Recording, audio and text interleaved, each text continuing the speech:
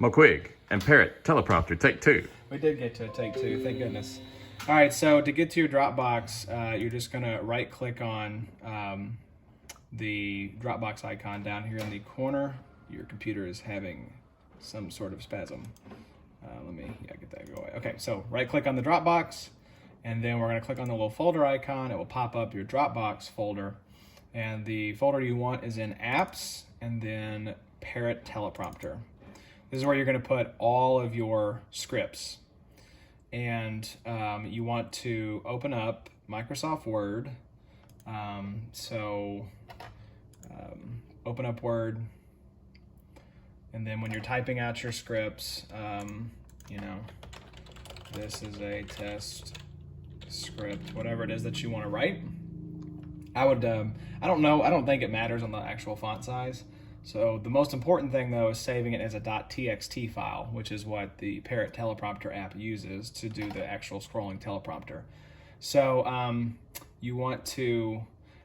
what I would recommend is save it as both, because if you want to edit it, like if you go back into Dropbox, I don't think you...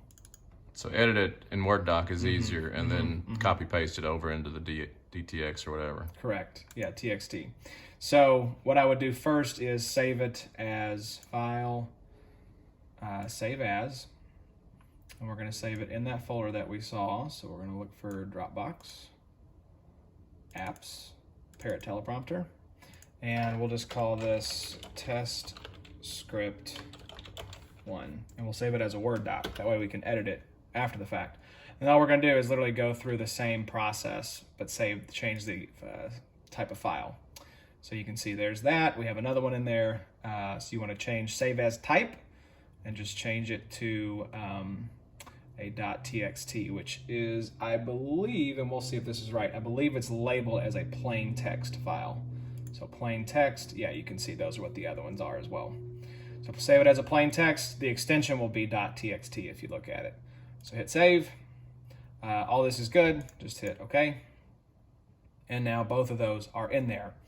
If you go back over to the Parrot Teleprompter, you can see it is... One is a Word doc, one's a text document. So, and then all I would do is if you wanted to go back and edit the script after the fact, edit it in Microsoft Word, and then go back and save the Word version, and then also resave the TXT version as well. So now, if we come over to the Parrot Teleprompter app on the phone, we should see both of those files in there. I think it syncs up pretty quick. So we're signed in to the Dropbox. We'll I just hit the little cog wheel and then sync with Dropbox. It should populate both of those in there, hopefully. So where's the Dropbox app on the phone there? You don't have to worry about that. You just need to worry about the Parrot Teleprompter. By putting it in that folder, it immediately populates it into your Parrot Teleprompter. All right. So let's see. I don't know how you get to look at all the apps on here. I haven't used a Galaxy in a long time. But we go over back to here, and you can see that one's actually in there now. Test script is in there. That's the .txt. So if you pulled it up, it'd be pretty short. You can see it's just that one line. We'll look at the other one that we did back in October. That is the one that actually has a lot on there. So I just clicked on it, and then all you do literally to actually get it playing is you just hit the play button. It starts scrolling fairly slow. So, and I think, yeah. And the remote lets you speed it up or slow it down or stop it. Yeah, is that over here? Yeah. And I don't think we've hooked this thing up via, we haven't hooked it up via Bluetooth yet. But you can adjust the speed, or you can control it with the remote. So let's pause that, go back. And then, if you click on the cogwheel, you can see the text size, you can see how fast it goes, you can see the margins. Where's the cogwheel again? Show me that. It's in the bottom right corner there. My hand's probably blocking it. Okay. So where does that screen come from? Is that within the Parrot? The Parrot Teleprompter app. Okay. So that's what it looks like when you launch it. All right. So you just hit the cogwheel. And I think you actually have to do it in mirror mode. So you want to switch mirror mode on. So that way it'll actually show up correctly whenever you stick it into... Once you switch it on, will it stay switched on next time I come in, or you got to do it every time? What, mirror mode? Yeah. It should stay switched on, but I would check it. You'll obviously be able to tell pretty quickly because the script will be upside down. So we're putting it in there right now. Maybe. There we go. Okay. So show me how you're lining it up. I don't know. I'm going to put it in here and we'll figure it out. So the bottom of the phone will go to the right when it's stuck in there. The top of the phone goes to the left, correct? I don't know. It's trial and error right now. It's really is. Are you gonna make me do a take 3? No, we're gonna figure it out. So we're gonna do 4 reasons to buy your home. There you go. So that looks about right. Mm-hmm. Oops, I'm turning the volume up. No, not the volume. Don't turn the volume up. Turn it back down. What do you got to do to turn off text notifications so those are Just put it in do not disturb mode. do not disturb, Yeah. but let it still run? Mm-hmm. So that looks good. You can obviously see there in the mirror that it is right side up. Whereas if you hadn't done mirror mode, it would run it and it would be upside down or backwards, one of the two. So definitely a yes on the mirror mode. Mm-hmm. And that looks like it's lined up. And I just basically kind of eyeballed it and did top and bottom about the same margin on either side. So this is the bottom of the phone because I see the plug and it's about a 1/2 inch in on both ends. Yep. Okay. And you can, of course, adjust it, if it's too far left or too far right. All right. But you can clearly see it's scrolling right now. So that's when you would actually put it up here. That's the tricky part because it's so top heavy that... And then adjust this. Yeah, this is... So right there, you may actually be good. I don't think it's... If you don't touch it. So let's see what the camera looks like now.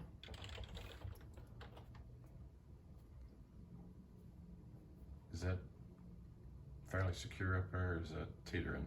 I mean, it feels fairly secure. Okay, so we're gonna switch. Your computer's freaking out. Switch to video. So I'm a little low, but I think you have the seat all the way down as well. There we go. Perfecto. Yeah, and you're taller than me, so you'll be in the frame a little better. And then, yeah, you can just look at the camera, and you can see there's no black edges around the sides. How'd you pull up that video? Show me again real quick. So I'll close out of it. And I just clicked in that little search bar and just did camera and just hit enter. That's how you can test it, is what it looks like. And then, yeah, it's on video right now. So you can see what it looks like before you get on Facebook Live or whatever you want to do. So there you go. And then, let's pull this down. Okay. And we'll get it hooked up to the remote, which we can look at that as well. Okay, so I paused it. I'm just gonna pull it out now. All right, and then you just hit the back arrow to close it out. And there'll be those little like weird question marks. That's just because of the quotation marks or apostrophes that you see in a Word doc when it gets translated over. It shows up as these little diamond shapes with question marks. So when you see that, it's just an apostrophe or a comma. There's really no way to avoid that because Word is a rich text processor, whereas the Notepad is not. So it's just the formatting of the apostrophes and the commas when it gets pulled in from Word. There's just no way to avoid having those formatting glitches. All right. So we're gonna go to... Can I type my scripts up on a Google Doc? Mm-hmm. Yep. And save it to a TXT? I don't know if you can bring it out to a TXT. We can look. I know you can export it as a Word doc and then just open it up in Word and... I guess the easiest thing to do is just do it from Word doc. That's yeah. From the get-go. Because I don't think you can... The only writing I really need to do with you is on the Google Docs, so I can share it with you for like the newsletter. Mm-hmm. Yeah, well, you can export out as a plain text. So if you like Word or Google Docs better, that's just something to consider. So let's do the remote connecting to the Bluetooth now. And we'll go to connections. At least I'm pretty sure this is how you do it, is through Bluetooth. We'll go in here and we'll look for the actual remote, which I don't know what this thing is called. BRC 100. It's on. Let's do it to where it will connect.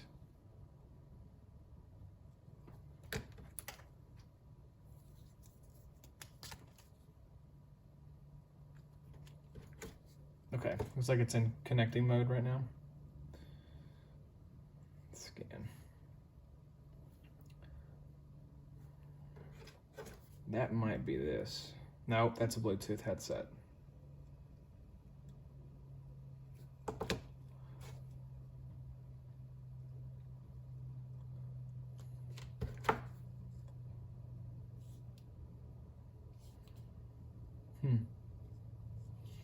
Well, you can cut it off on the video if you want, because we can, once it's connected, it'll stay connected.